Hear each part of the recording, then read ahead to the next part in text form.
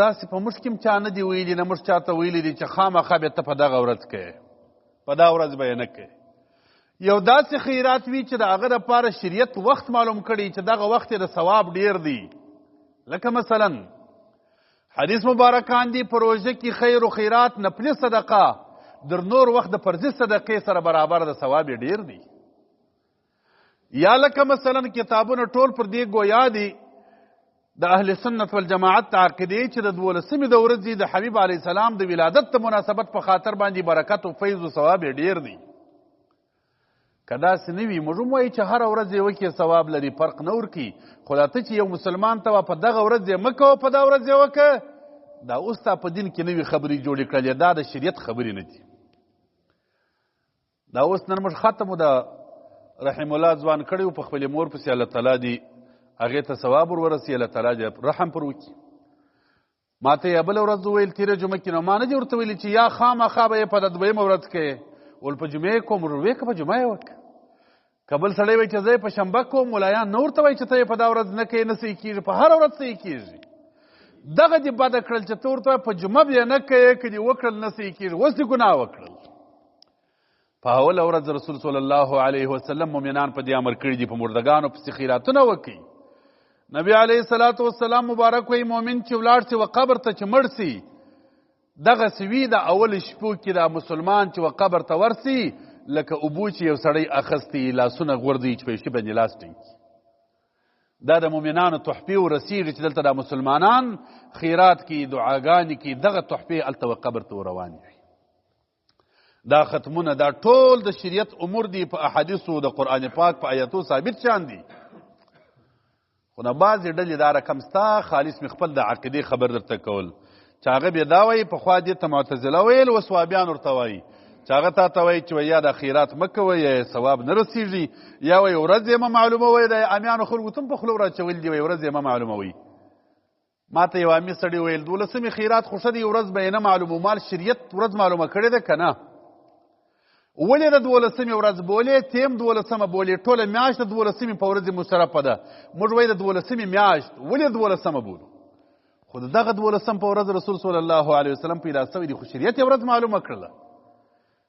یو سړی به وایي زه به د جمعې لمونځ د جمعې په ورځ باندې نه کوم د هفتې په ورځ به یې وکړم سبا ورځ به یې وکړو ورځ به یې نه معلوموو دا لمونځ به سبا شروع کړو. بل به بیا وایي خپل د خوښې موافق وایي موږ به بیا یو ورځ مخکې کړو راځي په پنجشنبه یې شروع کړو. دا ګرده خطا دي. حق لار هغه ده چې کتاب و شریعت موږ ته وویل بس شریعت چې کومه ورځ مشرفه بللې وي هغه مشرفه ده چې کومه ورځ یې مشرفه نه وي بللې هغه د نورو سره عله سویه بیا فرق نشته. نو مقصد مې دا دی چې عبادات و ثوابونه مړو ته رسېږي. عبادتونه 3 رقمه دي.